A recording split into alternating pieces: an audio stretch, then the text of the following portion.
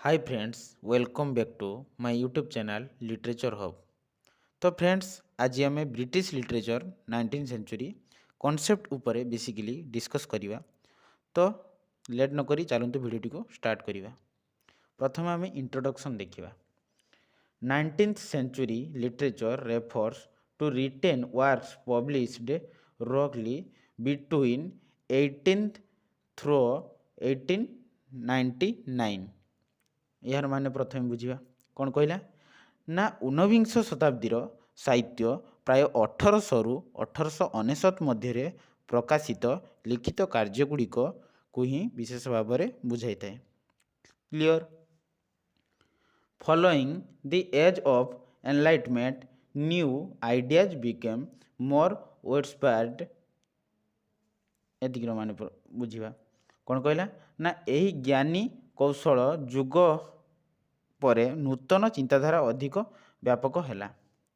As a result of the changing politics and economic system of the western world, the industrial revolution introduced new technologies to meet the evolving demands of society। कौन कहला ना पाश्चात्य जगतर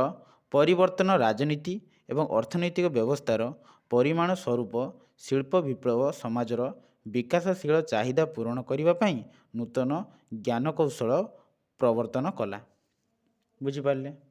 The rise of the working class saw the spread of literacy to new groups and the publication trade became increasingly high in demand। कौन कहला ना श्रमिक श्रेणीर वृद्धि नूतन गोष्ठी रे साक्षरता प्रसार देखाइला एवं प्रकाशन वाणिज्यर चाहिदा अधिक बढ़िया लगिला। The technologies of the printing and publication industries developed to publish works quickly and the cost effectively। कौन कहला मुद्रण एवं प्रकाशन शिल्प गुड़िकर प्रजुक्ति विद्या एवं शीघ्र व्ययबहुल भाव में कार्य प्रकाश करने को प्रकाशित मध्य हैला। एबे आमे हिस्टोरिकल बैकग्राउंड देखिए। The 19th century was a transformative period in British history। 19th century होची गोटे ट्रांसफॉर्मेटिव पीरियड होची कौन ना ब्रिटिश इतिहास influencing it's literature significantly. The industrial revolution brought about rapid urbanisation and social changes. यही समय कौन मोस्ट सिग्निफिकेंटली कौन इन्फ्लुएंस होता और प्रभावित होता कौन ना इंडस्ट्रियल रिवोल्यूशन। यहाँ गोटे कोर थीम कहले कि अतृप्ति हम ना, कारण 19th century basically industrial revolution होची मोर एम्फासाइज लिटरेरी मूवमेंट्स बा literary work brought about rapid urbanisation आ कौन urbanisation and social changes. Industrial revolution गोटे अर्बानाइजेशन आ सोशल चेंजेस। अर्बानाइजेशन माने शहरीकरण जहाँकि रूराल पीपुल माने urban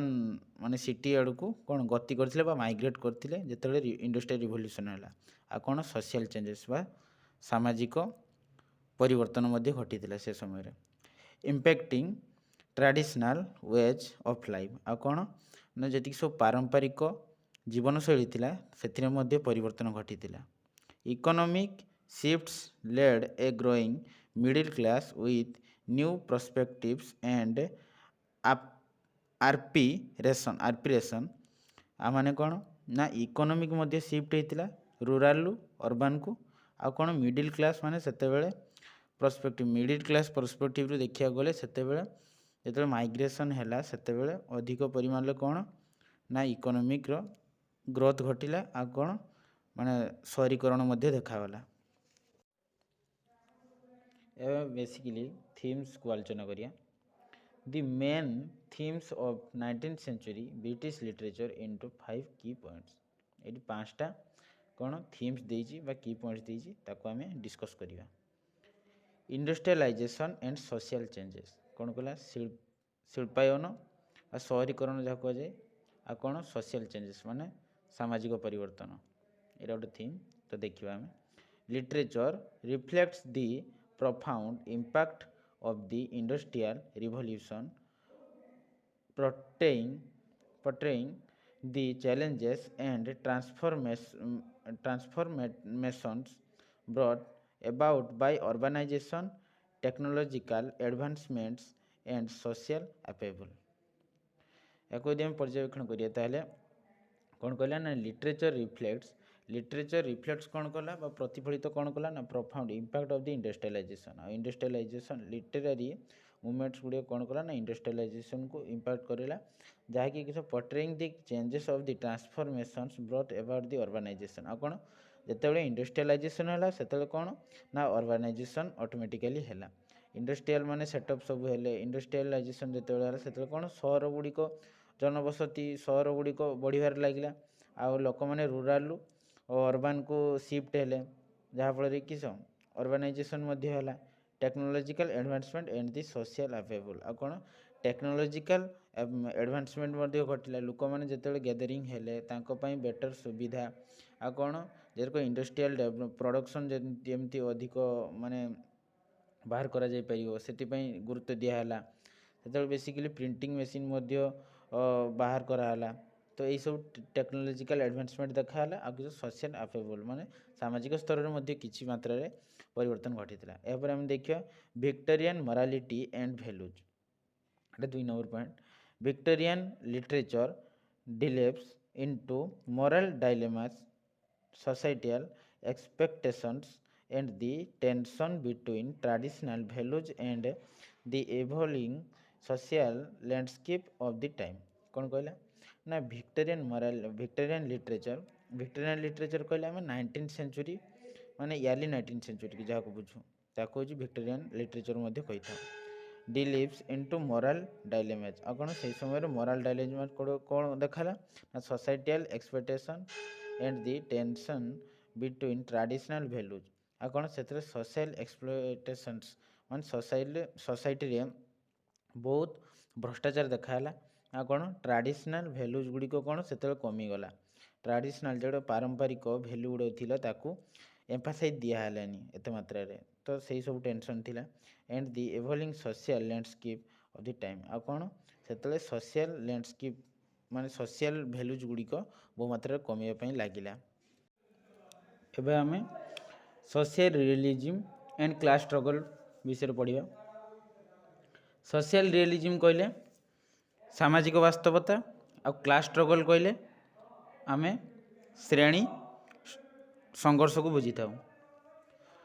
writers like Charles Dickens employ social realism to depict the harsh realities of life emphasizing class disparities poverty and the struggles faced by the working class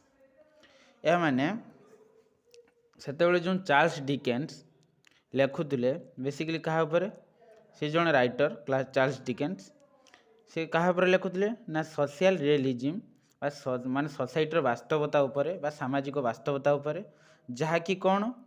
reality रे माने वास्तवता रे life को बहु मात्रा रे harassment करूथिला बा life रो सत्यता को देखै पारुथिला आ कोन एम्फासाइजिंग क्लास डेस्पारिटीज माने जो पोर आउ आम रिच भितर जो कैपिटलिज्म बा प्रोलेटेरिएट ए दुई जन मध्य जो डिफरेंस देखा जाउथिला ताकू ही एटी इंडिकेट कराइछि पॉवर्टी माने गरीबता को इंडिकेट कराइछि and the struggles faced by the working class आ कौन जो लेबर माने जो इंडस्ट्री रे काम करते प्रति केमतिका प्रॉब्लम से सब कौन कौन प्रॉब्लम फेस करते से विषय में एठार कहुई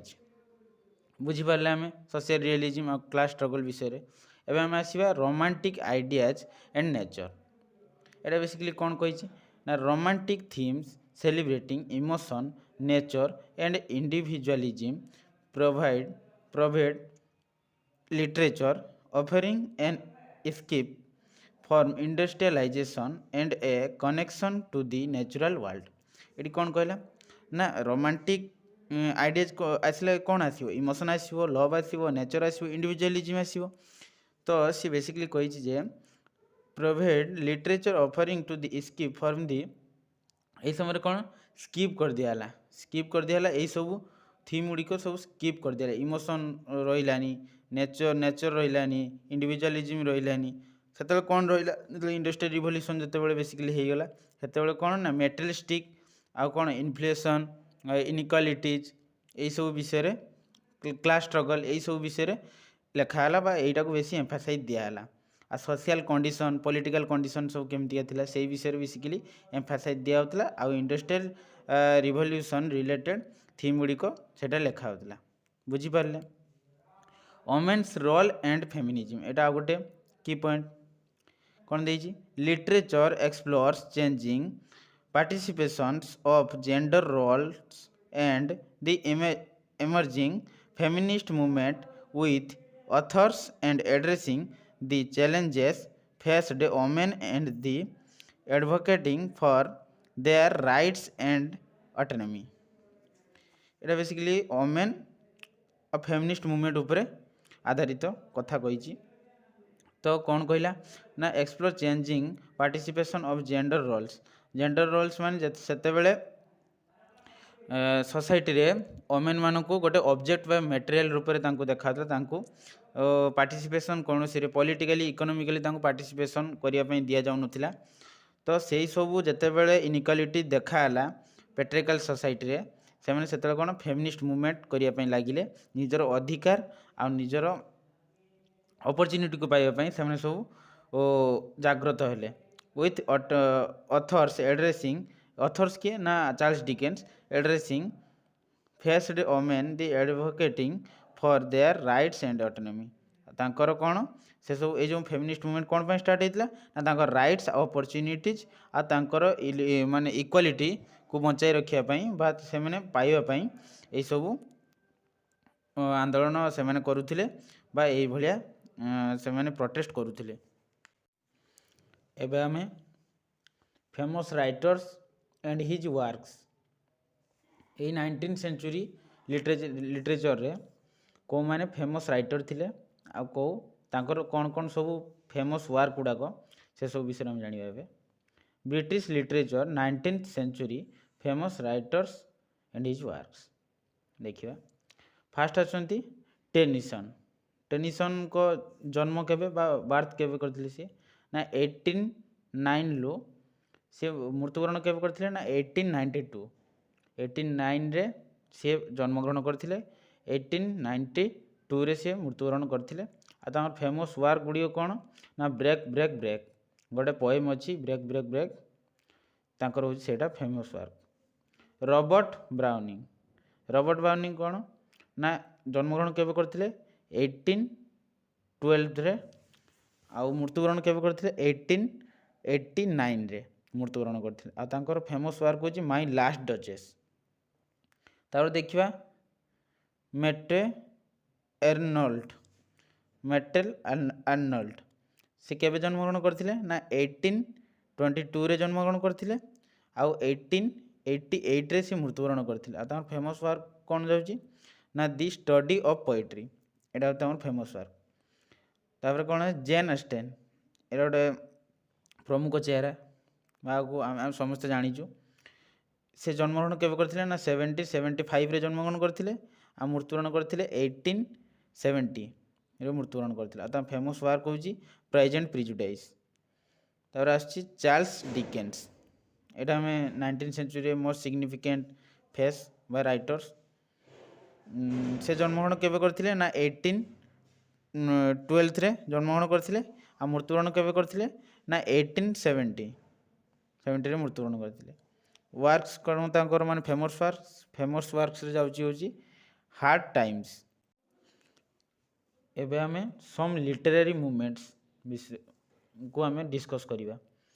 फास्ट आछि सोशियो पॉलिटिकल डेवलपमेंट्स कहले माने सामाजिक और राजनैतिक उन्नति एथरे कौन कहिछि देखिबा the 19th century was a transformative period for Britain and his literature mirrored the social political development of the time कौन कहला ना 19th सेंचुरी शताब्दी रे ब्रिटेन पाई एक परिवर्तनशील समय थिला एवं एहार साहित्य से समय सामाजिक राजनैतिक विकास को प्रतिफलित करिथिला। देखिए the industrial revolution brought about rapid urbanisation and social upheaval influencing work like Charles Dickens, Oliver Twist 1837 to 1839 which critique the harsh condition faced by the poor। आको आम बुझा कौन कहला जहाँकि इंडस्ट्रियल रिवोल्यूशन जहाँकि शिल्प विप्लव द्रुत सहरीकरण एवं सामाजिक अस्थिरता आनीथिला। चार्ल्स डिकेन्स को ओलिवर ट्विस्ट 1837 रु 1839 परी कार्य को प्रभावित करी गरीब लोक मानक सम्मुखीन हेउथिबा कठिन परिस्थिति को समालोचना करिथिला। माने से समय जो गरीब लोकों प्रति जो अन्याय अत्याचार आउ करप्शन चलीथिला ताकू एठी कौन माने ये जो कॉन्सेप्ट माजिनो ताकू क्रिटिसाइज करा जाइछि। यापर देखिए इंडस्ट्रियलाइजेशन। इंडस्ट्रियलाइजेशन एटा गोटे कोर टॉपिक बा कोर थीम कहले कि अतृप्ति हेबनी। देखिए in the 19th century British literature often reflected the profound impact of industrialization on society। जो 19th century सोसाइटी थिला 19th century समय जो सोसाइटी थिला सेटा कौन सेटा गोटे इंडस्ट्रियलाइजेशन सोसाइटी थिला। सेते कौन अर्बानाइजेशन सोसाइटी थिला। सेते कौन रिफ्लेक्ट करथिला ना सेते बेले क्लास स्ट्रगल आउ मेटेरियलिस्टिक चीज को बेसी मान कौन गुरुत्व दिया होथिला। यही सब ऊपर सेते बेले ये करा होथिला। Work such as Charles Dickens जो सेते बेले लिखिथिला hard times and Elizabethan Gaskell's North and South explored the social and economic challenges brought about by the Industrial Revolution। आ कौन से समय जो चार्ल्स डिकेन्स लिखिथिला hard times and Elizabethan Gaskell's से समय से कौन मेंशन थिला ना नॉर्थ एवं साउथ रे एक्सप्लोरेड होउतले केमतिका सब क्लास स्ट्रगल केमतिका चलथिला आ सोशल एवं इकोनॉमिकल चैलेंजेस समस्त फेस करथिले केमति पोर माने गरीबता को समस्त केमतिका फेस करथिले केमतिका इन्फ्लेशन चलीथिला केमति समस्ते माने जो कैपिटलिज्म आउ प्रोलेटेरियन को मध्य केमतिका क्लास डिवीजन हेतिला आ तांको मध्य केमतिका सब इनइक्वालिटी तांको केमतिका एक्सप्लॉइट करा होतिला। एई सब विषय रे इंडस्ट्रियलाइजेशन ले इंडिकेट करा जायछि। These novels depicted the harsh condition of factory life, class disparities, and the dehumanization effects of rapid industrialization on individuals and communities। कौन कहला दीज नोवेल से समय नोवेल्स गुड़िक माने कहा बेसिकली लिखा होता डिपिक्ट दी हेरेस कंडीशन माने हेरेस कंडीशन से कौन ना फैक्ट्री लाइफ जिते बड़े इंडस्ट्रियलाइजेशन है जिते बड़े रूराल रु अर्बान को सब कॉमन मैन माने माइग्रेट कले से कौ आशारे माइग्रेट करते इंडिपेंडेंट माने फाइनेंशियली इंडिपेंडेंट पाइबा आशारे किंतु तांको सेटर कौन माने बहुत परिश्रम करिया पड़ुतला आ तांको ठीक बेसिक वेजेस तांको दिया नथला तांको बेसिक फैसिलिटी मध्ये प्रोवाइड करा नथला आ तांको बहुत एक्सप्लॉइट मध्ये करा होतला तांको बहुत शोषण करा होतला आ तांको प्रति तांको इक्वालिटी मध्ये दिया जाउ नथला आ सेते बेले सेही सब नोवेल्स रे चार्ल्स डिकेन्स से तांको नोवेल्स रे एही सब सोशल कंडीशन फैक्ट्री लाइफ माने केमतिका माने से समय रे सब चली थिला से सब विषय रे देखै जंती क्लास डिस्पैरिटीज एंड दी डिह्यूमलाइजेशन आ कोन माने मानविकता जाको डिह्यूमलाइजेशन माने अमानविकता से अमानविकता भाव रे केमतिका हम कैपिटलिटी माने बिजनेसमैन बा कैपिटलिस्ट माने वर्किंग क्लास पीपल मानन को केमति ट्रीट करथिले से सब विषय रे से ताको नोवेल रे माने इनक्लूड करचंती of rapid industrialisation and individuals and communities आ कोन सेते बेले इंडिविजुअल्स आ कम्युनिटीज ऊपर यही सब इफेक्ट पड़ूला। यापर हम देखिए टेक्नोलॉजिकल एडवांसमेंट कहले आम कौन बुझाऊ ना वैषयिक प्रगति। देखिए the 19th century British literature the theme of technological advancements is evident in work like Mary Shelley Frankenstein 1880 to where Victory Frankenstein's condition embodies the consequences of unchecked scientific progress। କ'ଣ କହିଲା ନା 19th ଶତାବ୍ଦୀର ମାନେ 19ଶ ଶତାବ୍ଦୀର British ସାହିତ୍ୟରେ ମେରି ସେଲିଙ୍କ ଫ୍ରାଙ୍କେନଷ୍ଟାଇନ୍ 1880 ପରି କାର୍ଯ୍ୟରେ ବୈଷୟିକ ପ୍ରଗତି ବିଷୟବସ୍ତୁ ସୃଷ୍ଟି ହୋଇଛି, ଯାହାକି ଯେଉଁଠାରେ ଭିକ୍ଟୋରିଆନକୁ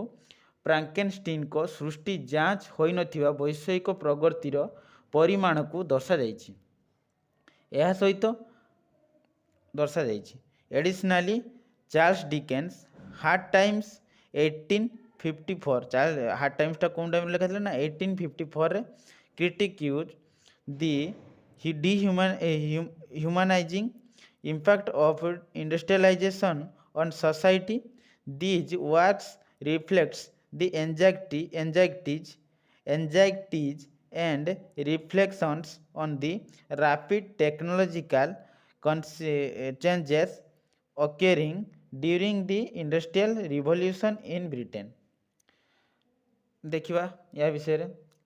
କ'ଣ କହିଲା ଏହା ସହିତ ଚାର୍ଲସ ଡିକେନ୍ସଙ୍କ ହାର୍ଡ ଟାଇମ୍ସ, ଯାହାକି ଶିଳ୍ପାୟନର ସମାଜ ଉପରେ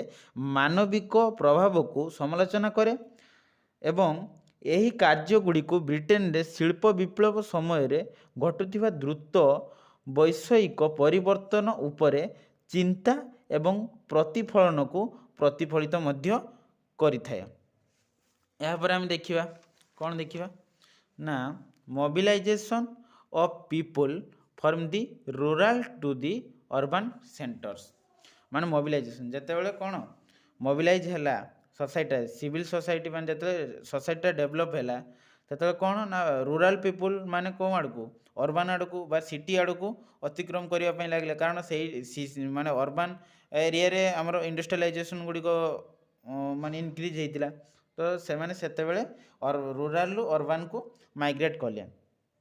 देखिए से सब टाइम रे कौन तार इम्पैक्ट पड़ी कौन कहला इन 19th century British literature you can explore themes of rural to urban migration in works like Thomas Hadley Tales of the D'Urbervilles and Charles Dickens' Hard Times। These novels delve into the societal shift and challenges faced by the individuals moving from the countryside to burgeoning urban centers during the industrial revolution। ता माने बुझिबा हमें कौन कहला ना जेतेबेले 19th शताब्दी British साहित्य आपण Thomas hard को टेस ऑफ दी उर्बेलियस एवं चार्ल्स डिकेन्स को हार्ड टाइम्स परी कार्य ग्रामांचल शहरीकरण जो स्थानांतर विषय वस्तु अनुसंधान करें। यही उपन्यास गुड़िक सामाजिक विप्लव समय ग्रामांचल सहरांचल केन्द्र को जाउथिबा व्यक्ति माने सम्मुखीन हेउथिबा सामाजिक परिवर्तन और आह्वान गुड़िक उपरे आलोकपात कर। बेसिकली एटा कहुई जो से इंडस्ट्रियलाइजेशन जो टाइम है से पीपुल माने बा कॉमन मैन माने फाइनेंशियली इंडिपेंडेंट बा फाइनेंशियली सपोर्ट पाइबा से माने कौन कले से माने रूराल रु अर्बान को माइग्रेट करिगला माइग्रेट जते करिगला और सेटारे से माने कौन तांको जो मान ट्रीट कराउतला कैपिटलिस्ट मान द्वारा जो एक्सप्लोइट कराउतला तांको जो इनइक्वालिटी दियाउतला तांको जो फैसिलिटी माने दिया जाउ नथला सेही सब ऊपर एटी आलोकपात करा जायछि। एबे हमें कनक्लूजन देखिबा। कनक्लूजन बेसिकली कौन कहि basically British literature 19th century indicated the core literary developmental revolution, but alternatively in this time rapid dominated the classical literary theme and most significantly influenced the Victorian era many works and literature। It कौन कहला ना basically British literature 19th century indicated basically कौन कर विशेष करी जो 19th century British लिटरेचरटा क्या indicate करछि call literary developmental revolution मान डेवलपमेंटल रिवोल्यूशन जमती कि आमर इंडस्ट्रियल रिवोल्यूशन हो कि से प्रेस मेसीन उद्भावन हो कि आमर कौन प्रोडक्शन जो इंडस्ट्रियल प्रोडक्शन डेवलपमेंट हो यही समय सब डेवलपमेंटल रिवोल्यूशन होता बट अल्टरनेटिवली किंतु यह परवर्ती मान परवर्ती भाव में कौन कर in this time period dominated यही समय कौन कर classical literary theme and most significantly influenced the Victorian era work and literature कौन कहला ना यही समय जो क्लासिकल लिटरेचर ताकू से जो क्लासिकल लिटरेचर समय जो कोर टॉपिक गुड़ा था कौन डोमिनेट करिछि classical literary theme and most significantly influence आ समय कौन बेसी इन्फ्लुएंस क्या बेसी एम्फासाइज दिखाई ना विक्टोरियन एरार मेनी वर्क्स एंड लिटरेचर ए समय विक्टोरियन एरार जो सब मॉडर्न थीम बा वर्क गुड़ा को बेसी एम्फासाइज करा तो फ्रेंड्स जदि ये भिडियोटी आपण को भल लगी एवं आपण को किसी मात्रा रे साहाय्य करछि ताहले भिडियोटी को लाइक सब्सक्राइब शेयर और कमेंट करने को भूलिबेनी। यह छड़ा जदि आपण को यही भली हैंड रिटेन नोट टी को एक्सेस करने को चाहूँगी आपण ताहले आमर टेलीग्राम चैनल लिटरेचर हब को जॉइन करि परिबे। रहूची जय जगन्नाथ।